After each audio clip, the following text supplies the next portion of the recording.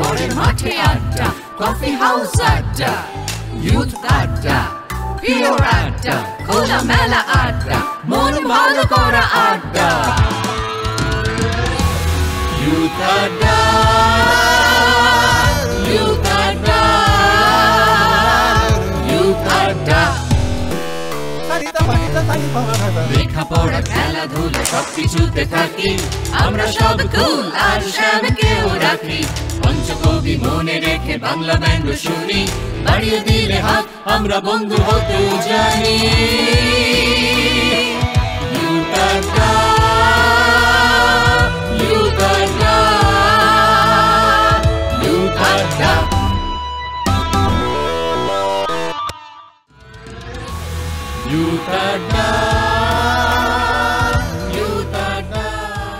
নমস্কার, দুই হুজুরের গপ্পর আরও একটা নতুন পর্বে সকল দর্শক বন্ধুকে জানাই অনেক অনেক স্বাগত।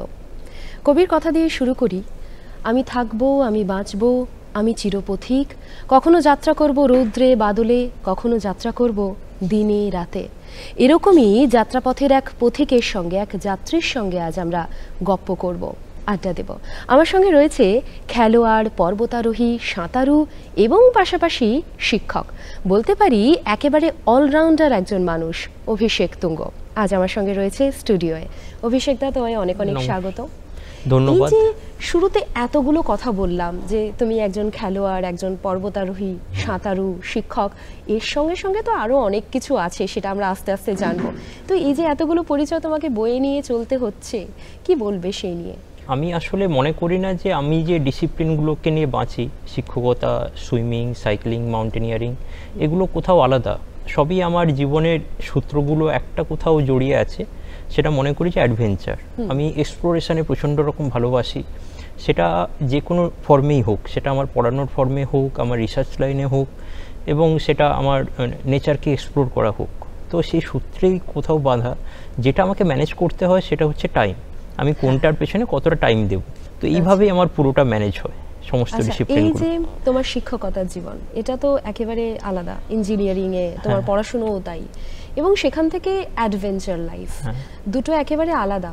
তো এই দুটো তুমি বললে যে টাইম ম্যানেজমেন্টের একটা ব্যাপার থাকেই, কিন্তু দুটোর প্রতি তো আলাদা আলাদাভাবে ভালোবাসাও প্রয়োজন হয়। হ্যাঁ, অবশ্যই। যেহেতু আমি সবগুলো থেকেই আমি আমার জীবনের রসদ খুঁজে পাই, তো কোথাও আমার সেটা বোরিং লাগে না যে বা খুব কষ্ট করে কোনো ডিসিপ্লিনকে টানছি, এরকমটা মনে হয় না। আমি ক্লাসে দাঁড়িয়ে পড়াতে যতটা ভালোবাসি, ঠিক ততটাই ভালোবাসি পাহাড়ে উঠতে, ততটাই ভালোবাসি সুইমিং করতে। আমি যখন পাহাড়ে যাই 3 সপ্তাহ বা 4 সপ্তাহ পরে মনে হয় যে কখন বাড়ি যাব, তখন মনে হয় যে বাড়ির খাবারটা মিস করছি। আবার তখন মনে হয় যে কখন আমি আবার পরের অ্যাডভেঞ্চারে যাব। তো এইভাবেই পুরোটা লাইফ চলছে এবং সেটা আমি প্রচণ্ড এনজয় করি। এত কিছুর সঙ্গে তুমি যুক্ত রয়েছো, শুরু কোন দিক থেকে? দেখুন, শুরু বলতে আমি যাদবপুর ইউনিভার্সিটিতে যখন পড়তাম, ওখানে মাউন্টেনিয়ারিং ক্লাব ছিল। তো মাউন্টেনিয়ারিংয়ের হাতে খড়ি আমার ওখানেই।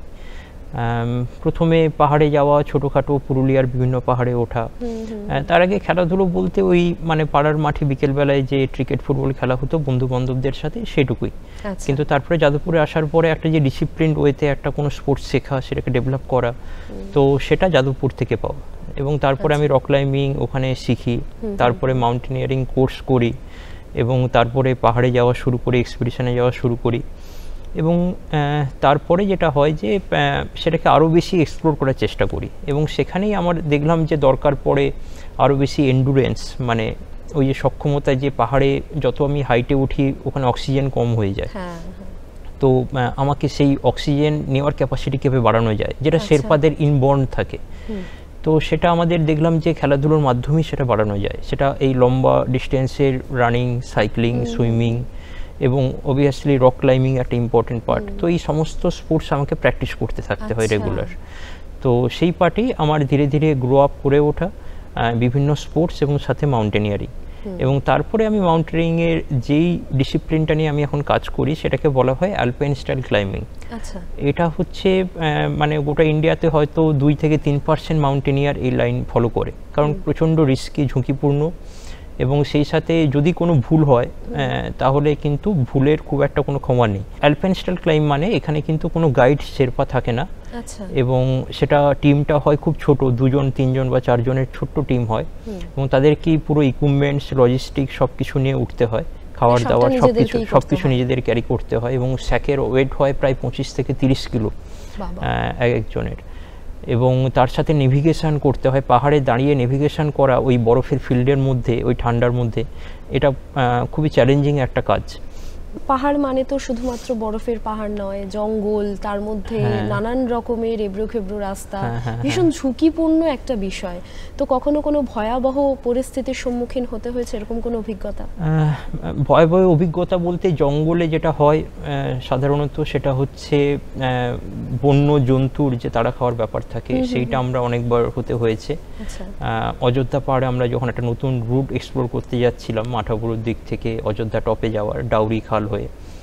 ডাউরি খাল হচ্ছে একটা টুরিস্ট স্পট, কিন্তু ওটার মুখ অবধি টুরিস্টদের ঘুরে নিয়ে আসা হয়, কিন্তু ওই ডাউরি খাল দিয়ে যখন ভেতরে ঢুকে যাওয়া হয়, ওটা প্রচণ্ড একটা এখনো আদিম জঙ্গল আর কি, ওখানে কাঠুরিয়ারাও যায় না খুব বেশি। তো ওখানে রেসিডেন্সিয়াল হাতি আছে। তো আমরা ওইখানে গিয়ে হাতির তাড়া 2বার খেয়েছি, এবং কোনোভাবে মাথা ঠান্ডা রেখে পালিয়ে বেঁচেছি ওখান থেকে। হাতির তাড়া খেয়ে বাঁচাটা তো মানে বিশাল একটা। হ্যাঁ, হাতি আসলে নিজের টেরিটরি নিয়ে খুব সচেতন, ওর অঞ্চলের মধ্যে ঢুকে গেলে প্রচণ্ড রেগে যায়। তো আমরা এমন একটা পাহাড়ের ঢাল দিয়ে আমরা উঠেছিলাম, সেখানে আমরা পাহাড়ের ঢাল দিয়ে ওঠার পরেই আমরা হাতির মুখোমুখি হয়েছিলাম, হাতিও ঠিক ঢালের উল্টো দিকে দাঁড়িয়েছিল, তো একদম মুখোমুখি পড়ে গিয়েছিল। তো সেই অবস্থায় আমাদের টার্গেট ছিল যে দৌড়ে কোনো খাদ খুঁজে বের করা, সেই খাদের মধ্যে নেমে যাওয়া। তো লাকিলি আমরা ওই 200 বা 300 মিটারের মধ্যে একটা এরকম গাড্ডা পেয়েছিলাম, সেখানে আমরা সবাই নেমে গিয়েছিলাম। হাতি ওই গাড্ডাতে নামে না, ফলে ওখান থেকে আর আমরা যখন ওর এরিয়া থেকে আমরা বেরিয়ে গেছি জোরে দৌড়ে, তো ও তখন তারপরে ফিরে চলে গেছে। তো বিশাল একটা অভিজ্ঞতা। বা ধরুন আমি 2017-18 সালে যখন আমি পাহাড়ে দৌড়ানো স্টার্ট করি এন্ডুরেন্স বাড়ানোর জন্য, আমি যেটা করতাম বিভিন্ন ট্রেক রুট আমি একদিনে কমপ্লিট করার চেষ্টা করতাম। মানে সান্দাকফু যেটা 4 দিন বা 5 দিনে লোকে যায়, সেটা আমি সকালে স্টার্ট করে সন্ধ্যাবেলা শেষ করতাম দৌড়ানো। গোচালা যেটা খুব কঠিন ট্রেক ধরা হয়, সেটাও আমি একদিনে কমপ্লিট করেছি। মানে একটানা দৌড়ে? হ্যাঁ, একটানা দৌড়ে। তো এরকমই যখন দৌড়তে বেরোই তখন পার্টনার তখন খুব একটা কেউ থাকে না, কারণ এরকম লম্বা প্র্যাকটিস, এন্ডুরেন্স প্র্যাকটিস 2017-18 সালে তখনও তৈরি হয়নি। তো এরকমই একটা দৌড়ানোর সময় আমি যেটা যখন নামছিলাম ফালুট থেকে নিচে, গোর্খে বলে একটা গ্রাম আছে, প্রচণ্ড ঘন জঙ্গল ওখানে, এবং তখন প্রায় সন্ধ্যে 6টা বাজে যখন ফালুট থেকে গোর্খেতে নামছি, প্রচণ্ড স্নোফল হচ্ছিল ওই সময়টা। তো হঠাৎ করে আমি একাই ছিলাম রাস্তায়, হঠাৎ করে দেখলাম প্রচণ্ড জোরে একটা আওয়াজ। তো দেখলাম যে ওই বড় কোনো একটা জন্তু, কালো জন্তু জঙ্গল থেকে নিচে নেমে গেল, এবং যেই দিকে নেমে যাচ্ছে রাস্তাটা ঘুরে ঘুরে আবার ওইখানে গিয়ে নামছে। তো কিছু করার নেই, আমাকে উঠে তো আর যেতে পারবো না, ফালুট অনেক উপরে। তো ওই অবস্থাতেই আমি দেখলাম যে কি করা যায়, ভাল্লুকের সাথে মুখোমুখি পড়লে তো মারামারি করা যাবে না, আবার প্রচণ্ড স্নোফল, বৃষ্টি হচ্ছে, কিছু আগুন জ্বালানোরও কোনো উপায় নেই। তো হাতে একটা ওই রংচঙে একটা রেনকোট ধরে নিয়ে দৌড়চ্ছিলাম, যে যদি মুখোমুখি পড়ে যায়। একবারও কি মনে হয়েছে আমরা ওই যে ছোটবেলায় যে গল্পটা আমরা পড়েছি যে একদম চুপচাপ মরার মতন পড়ে থাকা, সেটা করা যেতে পারতো? পড়েছি, মানে বাস্তবে তো এক্সপেরিমেন্ট করার জায়গায় নেই, আমি যেটা বাস্তবে যেটা এক্সপেরিমেন্ট করার জন্য যেটা তখন সেই সাহসটাও নেই। ভেবেছিলাম যে কোনোভাবে ডিস্ট্র্যাক্ট করতে হবে, সেটা ওই আমার যে রেনকোটের ব্যাগ আছে সেটাকে ছুঁড়ে দিয়ে যদি কিছুক্ষণের জন্য ডিস্ট্র্যাক্ট করা যায় সামনে, সেইটুকু আমার দৌড়ে পালানোর সময়। এছাড়া তো ভাল্লুকের হাত থেকে বাঁচার সত্যি কোনো উপায় নেই, কারণ ভাল্লুক মানুষটা করতে পারে, ভাল্লুক তার থেকে অনেক বেশি কিছু করতে পারে। ও গাছেও ক্লাইম্ব করতে পারে, নিচেও দৌড়তে পারে, উপরে উঠতে পারে, সব কিছু করতে পারে মানুষের থেকে বেটার। তো তখন কিছুই নয়, মানে যা হবে দেখা যাবে, এছাড়া তো আর কিছু করার নেই ওই জায়গায়। সেই মানে এত কিছু সামলেও যে এগিয়ে যেতে হবে, করে যেতে হবে, ভয় পেয়ে থেমে গেলে চলবে না, এই যে বিশ্বাসটা, এই সাহসটা আছে, তার জন্য তোমাকে হ্যাটস অফ। আচ্ছা, তুমি এবার একটু সাঁতারের কথায় আসি। এতক্ষণ মাটির ওপরে ছিলাম, এবার একটু জলের তলায় নামবো। এই সাঁতারের গল্পটা একটু শুনবো। দেখুন, আমি আগেই বলেছি আমি প্রচণ্ড রকম অ্যাডভেঞ্চার প্রেমী, এবং অ্যাডভেঞ্চার আমার ভালো লাগে কারণ আমার এখানে অনেক মাথা খাটানোর বিষয় থাকে, যে আমি যে রিস্কটা নিচ্ছি সেটা আমি কতটা রিস্ক নিচ্ছি, সেখান থেকে আমি বেঁচে ফিরবো কীভাবে, সেই ক্যালকুলেশন আমার পারফেক্ট আছে কিনা, এই জিনিসটা আমার খুব ভালো লাগে। মানে আমি অ্যাকচুয়ালি যখন স্কুলে পড়তাম, আমি স্কুলে মানে একটা ভালো স্কুলে পড়তাম এবং সেখানে টপ 5-এর মধ্যেই থাকতাম, আবার লাস্ট বেঞ্চেও বসতাম। দুটোই একসাথে আমি এনজয় করেছি। মানে পড়াশোনাও করব, দুষ্টুমি করব, কারণ আমার মনে হয় যে দুষ্টুমি করার জন্য অনেক মাথা খাটাতে হয়, মানে যাতে না ধরা পড়ে। তো সেই জিনিসটা ছোটবেলা থেকে এনজয় করেছি। তো এখানে পাহাড়ে আসার পরে সেই জিনিসটাকে খুব বড় আকারে পেয়েছি যে এখানে খুব ডানপিটেও হতে হয়, খুব সাহসী হতে হয়, আবার একই সাথে কতটা আমি ঝুঁকি নিচ্ছি তার একটা ঠিকঠাক ক্যালকুলেশনও করতে হয়। যদি ক্যালকুলেশন ভুল হয় তাহলে কিন্তু বেঁচে ফেরার চান্স খুব কম। আমি যখন এই আমার মাউন্টেনিয়ারিংটাকে আমি যখন একটু আপডেট করার চেষ্টা করলাম অ্যালপাইন স্টাইলে, তখন আমি রানিং স্টার্ট করলাম যাতে আমার এন্ডুরেন্স ক্ষমতা বাড়ে। রক ক্লাইম্বিং চলছে, এবারে রানিংয়ের আমি রিকভারির জন্য সাইক্লিং স্টার্ট করলাম, এবং সাইক্লিংয়ের রিকভারির জন্য সুইমিং স্টার্ট করলাম। তো আমি যখন এই তিনটাকেই যখন ভালো করে প্র্যাকটিস করছি, তখন এগুলোকেও আমি আমার অ্যাডভেঞ্চারের টুল হিসেবে ইউজ করা শুরু করলাম। তো সেই পার্টে আমি ওপেন ওয়াটার সুইমিংয়ে বেশ কিছু জায়গায় এক্সপিডিশন বলা যায়, সেই অর্থে অভিযান বলা যায়। যেমন গঙ্গা পারাপার তো করেইছি, বা পুরীর সমুদ্রে 3-4 কিলোমিটার সুইমিং করেছি। ওই ঢেউ কেটে বেরিয়ে আবার ফেরা। পুরীর সমুদ্রের ঢেউ দেখলে আমাদের মানে গা ছমছম করে, সেখানে 3-4 কিলোমিটার যাওয়া মানে বিশাল ব্যাপার। এবং তার সাথে হচ্ছে রূপনারায়ণ, যেটা তমলুকে যে রূপনারায়ণ আছে সেটা প্রায় 2 কিলোমিটার চওড়া এবং প্রচণ্ড খরস্রোতা। তো সেই জায়গায় আমি রূপনারায়ণ সাঁতার কেটে পেরিয়েছি এবং ফিরেছি। তো এই ধরনের এক্সপিডিশন, এবং ভবিষ্যতে আরো কিছু পরিকল্পনা আছে, সুইমিং এর বড় বড় চ্যানেল হোক বা যাই হোক, সেগুলো পরিকল্পনা আছে। তো লাইফে এখনো অনেক সময় পড়ে আছে, নিশ্চয়ই আশা করছি হয়ে যাবে। বেশ। আচ্ছা, স্কাই রানিং বিষয়টা একটুখানি নতুন মনে হলো, এটা কি রকম?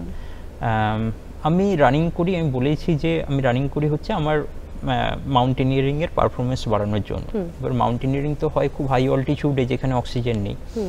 তো সেখানে আমি দেখলাম রানিংয়ের মধ্যে স্কাই রানিং ফর্মটা আমার জন্য খুব উপযোগী। কারণ স্কাই রানিং মানে হচ্ছে অ্যাকচুয়ালি আমরা যে দৌড়ই, যে ম্যারাথন বা কলকাতা রাস্তায় দৌড়ই, সেগুলো হচ্ছে রোড রানিং।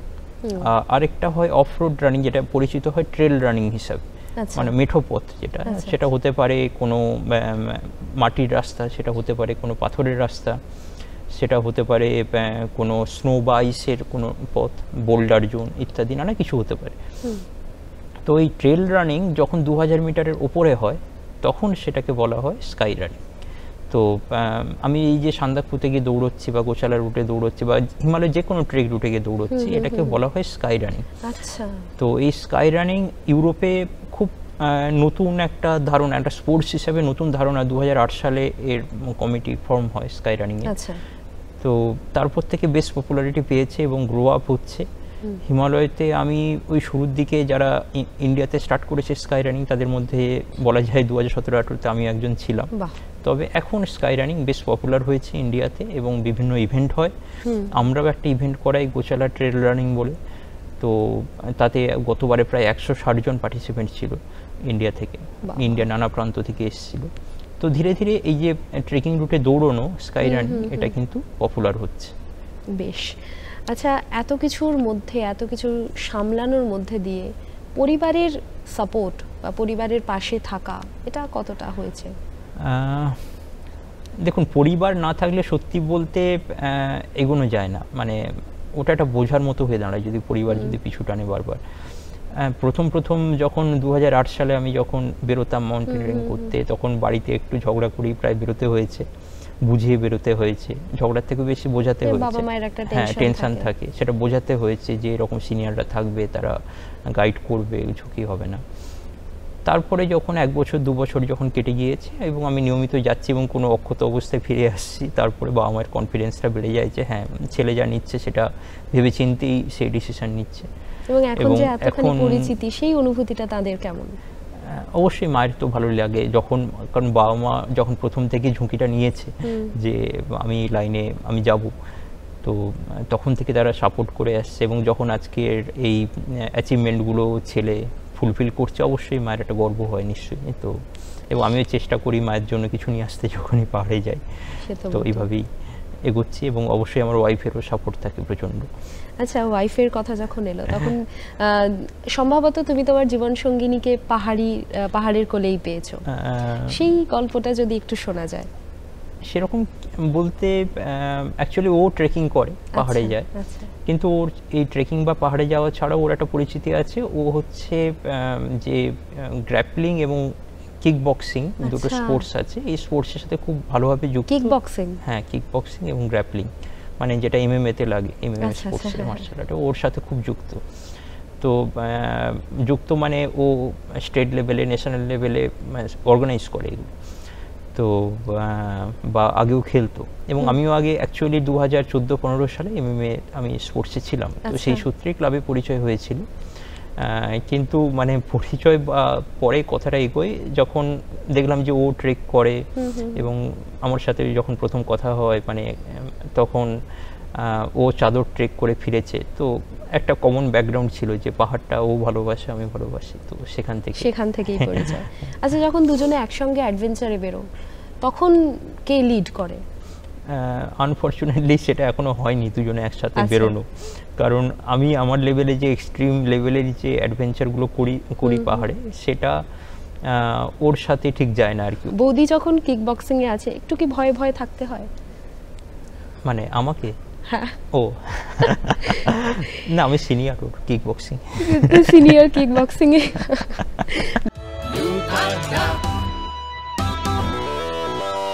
অ্যাডভেঞ্চারে আসার পরে তোমার জীবন দর্শনে কতখানি পরিবর্তন এসেছে? সত্যি বলতে আমি জীবনের রসত্ব অ্যাডভেঞ্চার থেকেই পাই, এবং এক্সপ্লোরেশন হোক বা নতুন কিছু চ্যালেঞ্জিং কিছু অ্যাকসেপ্ট করা হোক, কোনো সেটা হতে পারে আমি কোনো নতুন কোনো সাবজেক্ট ডেভেলপ করা হোক পড়ানোর সময়, সেটা হতে পারে আমি কোনো ইভেন্ট ডেভেলপ করছি, যেমন আমরা একটা ইভেন্ট করাই দীঘা থেকে দার্জিলিং সাইকেল রেস, যেটা আমি নিজে প্রথমবার শেষ করেছিলাম। একটা কাট অফ টাইম থাকে, যেটা হলে হচ্ছে সেই কাট অফ টাইম হচ্ছে 48 ঘন্টা, দীঘা থেকে দার্জিলিং 48 ঘন্টায় পৌঁছতে হয়, টানা টাইম কন্টিনিউ চলতে থাকে। তো তার মধ্যে আমি 46 ঘন্টায় শেষ করেছিলাম। তো এই সাইকেল রেসটা আমরা ইন্ট্রোডিউস করি, এবং অবশ্যই তার পিছনে এই যে অ্যাডভেঞ্চার, যে হ্যাঁ আমি নিজেও অ্যাডভেঞ্চার প্রেমী এবং নিজেও করেছি, তো বাকিরাও পারবে, এবং সেটা করার সময় যে অর্গানাইজ করা একটা চ্যালেঞ্জিং ব্যাপার থাকে। বা ধরুন এই যে গোশালা ট্রেল রান একটু আগে বলেছিলাম, যে পাহাড়ে সবাই দৌড়তে যাচ্ছে, তো সেখানে একটা প্রচণ্ড ঝুঁকির ব্যাপার থাকে, এবং সেই চ্যালেঞ্জটা মানে একজন রেস ডিরেক্টর হিসাবে সেই ডিজাইনটা পুরো করা, সাজানো।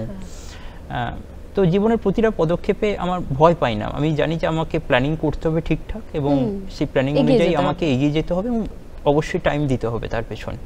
সেটা নতুন কোনো সাবজেক্ট ডেভেলপ হোক, বা নতুন রেস ডেভেলপ হোক, বা পারিবারিক কোনো ব্যাপার হোক, তো কোনো ক্ষেত্রেই ভয় পাই না খুব বেশি। সে তো বটেই, ইচ্ছে থাকলে উপায় হয় ঠিকই, কিন্তু আমরা চাইলে তো আর হতে পারবো না। তাও যদি তোমার কাছ থেকে দু একটা টিপস পাওয়া যায়, যেমন ধরো এই যে এত ফিট থাকতে হয় তোমাকে, যে কোনো জায়গায় চলে যেতে পারো, যতক্ষণ খুশি তুমি দৌড়চ্ছ, তার জন্য খাওয়া দাওয়ার কি বিষয় রয়েছে, ডায়েট কি রয়েছে? দেখুন, মানে আমি আল্ট্রা স্পোর্টসে এসেছি তার একটা কারণ তো অ্যাডভেঞ্চার বলেছিলাম, কিন্তু কতগুলো তো স্যাটিসফ্যাকশন হয়, যেমন আমি নেচারে যাচ্ছি, নেচারের সাথে আমার বেশি কানেকশান থাকছে। আমি যখন সাইক্লিং করছি, সুইমিং করছি, মাউন্টেনিং করছি, নেচার আমাদের একটা অন্যরকম অনুভূতি এনে দেয়, মানে একটা খুব ভালো লাগার একটা অনুভূতি, যেটা খুব দরকার। মানে আমরা তো আমাদের শারীরবৃত্তিক সমস্ত অভিযোজনই হয়েছে নেচারের সাথে ম্যাচ করে, যেটা আমরা শহরের লাইফে পুরোপুরি ডিটাচ হয়ে গিয়েছি। ইভেন মানে আমরা যদি আমাদের হিন্দু ধর্মের যে মানে আধ্যাত্মিক যে দর্শন, সেটা ওপেন হয় কীভাবে না, আমাদের সমস্ত যে মানে হিন্দু ধর্মের সমস্ত যে এগুলো আছে, তীর্থস্থানগুলো আছে, সেগুলো সাজানো হয়েছিল হিমালয়ের কোনো এক্সট্রিম জায়গায়, বা মরুভূমির মধ্যে, বা সমুদ্রের কোনো এক্সট্রিম জায়গায়, যাতে মানুষ যখন এই তীর্থ দর্শনে বেরোয় সে নেচারকে দেখতে পাবে। সে নিজের শারীরিক কষ্ট দিয়ে তবে তাকে কেদারনাথ পৌঁছতে হয়, তবে তাকে বদ্রীনাথ পৌঁছতে হয়। এখন 4-ওয়ে লেন হয়ে গেছে, হেলিকপ্টার হয়ে গেছে, সেই জায়গাটা নষ্ট হয়ে গেছে। কিন্তু অ্যাকচুয়ালি নেচারের মধ্যে দিয়ে যখন যাচ্ছে মানুষ, তার আধ্যাত্মিক যে জগৎ সেটাকে সে দর্শন করতে পারে, সেইভাবেই সাজানো হয়েছিল। সেই নেচারের সাথে মিলে থাকা একটা তো অনুভূতি, একটা অদ্ভুত অনুভূতি দেয়। এবং তার সাথে এই যে খাবারের কথা বলছেন, আমার আরেকটা ভালো লাগার জায়গা এই ধরনের আল্ট্রা স্পোর্টসে বা অ্যাডভেঞ্চার স্পোর্টসে এসে যেটা হয়েছে, সেটা হচ্ছে খাওয়া দাওয়া নিয়ে কোনো রেস্ট্রিকশন থাকে না। কারণ আমি যখন সাইকেল চালাচ্ছি টানা 48 ঘন্টা, 50 ঘন্টা, 60 ঘন্টা, আমাকে দিনে প্রায় 10,000 ক্যালোরি খরচা হচ্ছে। তো তার জন্য প্রচুর খেতে হয়, এবং খাওয়ার যে আনন্দ সেটাও যেমন নিতে পারি, আবার দৌড়ানো বা সাইক্লিং বা মাউন্টেনিয়ারিং সেটারও মজা নিচ্ছি। তো একই সাথে দুটো চালিয়ে যেতে পারি। মানে খাওয়া আছে যে এই জিনিসগুলো খাওয়া যাবে না, অ্যাকচুয়ালি এন্ডুরেন্স স্পোর্টসে যেটা করতে হয় আমাদের মিনিমামটা মেনটেন করতে হয়, যে মিনিমাম এই খাবারটা খেতেই হবে, দিনে 2000, 5000, 3000 ক্যালোরি নিতেই হবে। তার বাইরে আমি যেটা করি, তার বাইরে যত বেশি খাওয়া হয় তার পরে তত বেশি এক্সারসাইজ করি। এইটা হচ্ছে আমার জীবন দর্শন। আমি জানি এটা পুরোটা সায়েন্টিফিক নয়, কিন্তু স্টিল আমি এত আমার লোড নিতে হয় আমার সাইক্লিং, রানিং, সুইমিং মিলিয়ে, এবং আমার শরীরকে অ্যাক্টিভও রাখতে হবে, আমাকে চেকআপের মধ্যে তো থাকতেই হয়। এবং যখন আমি বিশেষ করে যখন আমাকে ব্রেন কাজ করাতে হচ্ছে, আমাকে কোনো ম্যাথমেটিক্সের প্রবলেম সলভ করতে হচ্ছে, আমাকে সবসময় আমাকে শরীরে এনার্জি সাপ্লাই করতে হয়। এই অ্যাডভেঞ্চারের কথা শুনতে শুনতে আমি ভুলেই গেছিলাম যে তুমি শিক্ষকতার সঙ্গেও যুক্ত রয়েছো। তো এই যে তুমি নতুন প্রজন্মকে এগিয়ে নিয়ে যাচ্ছ, তাদের এই ইঞ্জিনিয়ারিং লাইনে তাদেরকে তুমি তৈরি করছো, তো কি অনুভূতি বা তাদের প্রতি কি বার্তা থাকে? দেখুন, আমি ওদেরকেও এটাই বোঝানোর চেষ্টা করি যে আমি ওদেরকে একটা কিছু ক্যাম্পও করাই, মানে আমি মেঘনার সাথে পড়াই ইনস্টিটিউট অফ টেকনোলজিতে। তো ওখানে আমি বছরে একটা করে ওদেরকে একটা নেচার ক্যাম্প করানোর চেষ্টা করি, এবং এটাই বোঝানোর চেষ্টা করি যে যখনই লাইফে তুমি ডিপ্রেসড হয়ে যাচ্ছ, কাম টু নেচার। নেচার তোমাকে সব কিছু হিল করে দেবে। ডিপ্রেসড হয়ে গেলে সত্যি একটা ক্যাম্পিং করে এলে অনেকটাই চাপমুক্ত হয়ে যায়, ফ্রেশনেস তৈরি হয়। এবং 2 নম্বর হচ্ছে, যখন তুমি চ্যালেঞ্জিং কিছু করছো, যেমন রক ক্লাইম্বিং, আমারও 1 ফুট উঠে নিচের দিকে তাকালে হাত কাঁপতো যখন আমি শুরু করেছিলাম, নিচে ফলটা দেখলে। কিন্তু তারপরে আমি যখন সেটাকে প্র্যাকটিস করে করে যখন ডেভেলপ করেছি, সেই ভয়টা কেটে গিয়েছে। সেটাই শেখানো ওখানে, যে তুমি যদি কিছুকে ভয় পাও, সেটাকে নিয়ে তুমি চর্চা করতে থাকো, তাহলে একটা সময় সেই ভয় কিন্তু কেটে যাবে। মানে আমি নিজে প্রচণ্ড ইন্ট্রোভার্ট ছিলাম, আমি যখন কলেজে ভর্তি হয়েছিলাম ইন্ট্রোভার্ট ছিলাম, নিজের মধ্যেই নিজের জগতে থাকতে ভালোবাসতাম। কিন্তু তারপরে যখন এই অ্যাডভেঞ্চার স্পোর্টস দিয়ে নিজেকে ডেভেলপ করেছি, তারপরে এখন সবার সাথে খুব ফ্রিলি কথা বলতে পারি, মিশতে পারি। এটা কিন্তু অ্যাডভেঞ্চার স্পোর্টস দিয়েই হয়েছে। আচ্ছা আচ্ছা, এই ট্রায়াথলন বিষয়টা কি? হ্যাঁ, এইটা আমরা মিস করে গিয়েছি। তো যখন আমি এই সাইক্লিং, রানিং, সুইমিং সব কিছু করছি, আমি যখন 3টে স্পোর্টসই খেলতে পারি, তাহলে আমি 3টে স্পোর্টস খেলবো না কেন? তো সেখান থেকেই আমি 3টেই একসাথে, সেটার নাম হচ্ছে ট্রায়াথলন। আচ্ছা। তো এই স্পোর্টসে প্রথমে সুইমিং করতে হয়, তারপরে সুইমিং থেকে উঠেই সঙ্গে সঙ্গে সাইক্লিং করতে হয় সঙ্গে সঙ্গে। হ্যাঁ, মানে টাইম চলতে থাকে। যখনই আমি সুইমিং স্টার্ট হচ্ছে তখন থেকে টাইম স্টার্ট হচ্ছে, তার মধ্যে ড্রেস চেঞ্জ করে সুইমিং থেকে সাইক্লিং শেষ করে আবার রানিং স্টার্ট করতে হয়। তো এই 3টে ডিসিপ্লিন একসাথে পরপর করতে হয়, এবং এর বিভিন্ন ক্যাটাগরি আছে। আচ্ছা। আমি যে এক্সট্রিম ক্যাটাগরিটা লাস্ট করেছিলাম এই বছর, সেটা হচ্ছে প্রথমে আমাকে সুইমিং করতে হয় 5 কিলোমিটার, 5000 মিটার লেকের মধ্যে। এটা নাগপুরে হয়েছিল, লেকের মধ্যে। 5 কিলোমিটার সুইমিং করতে হয়। তারপরে হচ্ছে 5 কিলোমিটার সুইমিং করে উঠেই 200 কিলোমিটার সাইক্লিং করতে হয়, এবং তারপরে 200 কিলোমিটার সাইক্লিং 200 কিলোমিটার সাইক্লিং করতে হয়, এবং 200 কিলোমিটার সাইক্লিং শেষ করেই 50 কিলোমিটার দৌড়তে হয়। বাবা! তো এই পুরোটা হচ্ছে প্রায় 20 ঘন্টার মতো সময় লেগেছিল শেষ করতে। সরি, 20 নয়, আমি 18 ঘন্টার মতো সময় লেগেছিল পুরোটা শেষ করতে। তো হ্যাঁ, এইটা হচ্ছে এক্সট্রিম লেভেলের, যেটা এই যে করতে পারবো, এই মনের জোরটা পাও কোথা থেকে? আমি তো শুনি, প্রথমে তো আমি ভেবেছিলাম যে 200 মিটার বলছো বোধহয়, তারপরে আমি শুনলাম যে 200 কিলোমিটার, তো বিশাল ব্যাপার। তো এটাই প্র্যাকটিসের আউটপুট আর কি, সবটাই প্র্যাকটিসে।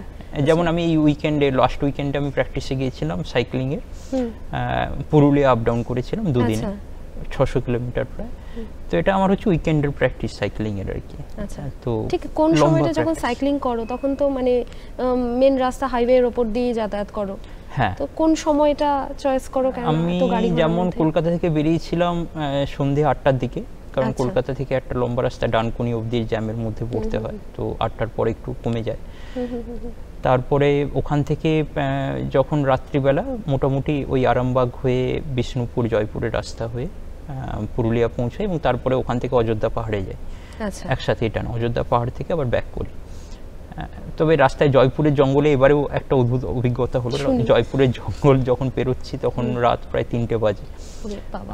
আমি আমার একটা বন্ধু ছিল, হঠাৎ করে জঙ্গলের পাশে একটা বড় সড়ো কোনো জন্তুর আওয়াজ পেয়েছিলাম এবং সেটা সম্ভবত হাতির আওয়াজই হবে, এত বড় আওয়াজ হাতির আওয়াজই হবে। জয়পুরে একটা রেসিডেন্সিয়াল হাতি আছে, সম্ভবত সেই দিন রাত্রিবেলাটা ও জঙ্গলের হাতির মানে রাস্তার পাশেই ছিল। তো যেটুকু ঝিমুনি এসেছিল সেটা সঙ্গে সঙ্গে কেটে যায় এবং তারপরেই আমরা প্রচণ্ড জোরে সাইকেল চালিয়ে, তার আগে একটু স্লো হচ্ছিলাম কারণ ভোরবেলাটা একটু ঝিমুনি আসে সবারই, তো সমস্ত রকম ঘুম কেটে গিয়ে তারপরে সাইকেল ছোটানো শুরু করি। তো এইরকমই চলে আমার উইকেন্ডে, যেমন তার আগের উইকেন্ডে গিয়েছিলাম দীঘা, আপ ডাউন করেছিলাম সাইকেলে একদিনেই, আগের দিন রাত্রে বেরিয়ে পরের দিন রাত্রেবেলা ব্যাক, ওই দীঘা যাওয়া এবং আসা। তো আগামী দিনে কি করার ইচ্ছে রয়েছে? অনেকগুলো পরিকল্পনা আছে। এক নম্বর তো আমি যদি অ্যাডভেঞ্চার লাইনের কথা বলি, অ্যাডভেঞ্চার লাইনে সামনে একটা বড় পরিকল্পনা আছে যে একটা গিনেস ওয়ার্ল্ড রেকর্ড অ্যাটেম্প করার, সেটা হচ্ছে লে থেকে কিবিটো অরুণাচল সাইকেলে একা শেষ করা 15 দিনের মধ্যে। তো প্রচণ্ড এক্সট্রিম একটা চ্যালেঞ্জ, যেটা এর আগে কেউ করেনি। তো সেটা আমার করার ইচ্ছে আছে, আশা করছি সাকসেসফুল হব। একদম। ছাড়া আমি বিভিন্ন যে এই রেসগুলো ইন্ট্রোডিউস করছি, যেগুলো আসলে করার জন্য বিদেশ যেতে হতো বা দেশের অন্য প্রান্তে যেতে হতো, যেমন এই RAM qualifying cycle race Digha থেকে Darjeeling C2C coast two coast, বা গোশালা ট্রেল রান পাহাড়ে দৌড়ন, বা ধরুন আমরা কলকাতাতে গত বছর ট্রায়াথলন অর্গানাইজ করেছিলাম কলকাতায় প্রথমবার। তো এখানে প্রথমে ছিল প্রায় 1.5 কিলোমিটার সুইমিং, তারপরে 40 কিলোমিটার সাইক্লিং, তারপরে 10 কিলোমিটার রানিং। তো কলকাতায় প্রথমবার ট্রায়াথলন এখানে ঘরেই করতে পারছে, যেটা করতে হচ্ছে বিদেশে বা এখানে গোয়াতে হয় একমাত্র বা নাগপুরে হয়, তো সেটা কলকাতাতে বসেই করতে পারছে। তো আমি এই ধরনের স্পোর্টসের যে ফিলিংস অ্যাডভেঞ্চার, সেটা আমি চেষ্টা করছি যাতে বেঙ্গলের ছেলে মেয়েরা পায়, বাংলার মানুষের কাছে আরো বেশি বেশি করে ছড়িয়ে দেওয়া, যাতে পৌঁছে যায়। কারণ আমরা ক্রিকেট ফুটবলের বাইরে তো খুব বেশি ভাবতে পারি না, সেটাই মানুষের মধ্যে যাতে এই রোমাঞ্চ আরো বেশি বেশি করে ছড়িয়ে দেওয়া যায়, এই আশাই থাকবে আমাদেরও। দারুণ একটা আড্ডার আসর আজকে আমরা কাটালাম এখানে, হাসি মজা আনন্দ রোমাঞ্চ সব কিছু নিয়ে কাটলো আজকের এই পর্ব। সঙ্গে ছিল দুর্দান্ত একজন মানুষ, রোমাঞ্চকর মানুষ, অভিষেক তুঙ্গ। তোমাকে ধন্যবাদ আজ আমাদের সঙ্গে থাকার জন্য। আশা করছি আবারও পাবো আরও দারুণ দারুণ রোমাঞ্চের, দারুণ দারুণ অ্যাডভেঞ্চারের গল্প শুনবো। আজকের মতন এই পর্যন্তই, আবারও আড্ডা হবে অন্য কোনো দিন। সঙ্গে থাকুন, দেখতে থাকুন দুই হুজুরের গল্প। নমস্কার। স্বল্প একটু গল্প হলে দিনটা জমে ক্ষীর, শহর থেকে পালিয়ে করি ইনস্টাগ্রামে ভিড়, পায়ে পায়ে কাছে দূরে ব্লগ করি ঘুরে, লক্ষ্য ভেদ করে ফেলি স্বপ্নগুলো জুড়ে। ইউথ আড্ডা, ছুটির আড্ডা, পথে ঘাটে আড্ডা, বৈঠকি আড্ডা, ইউথ আড্ডা।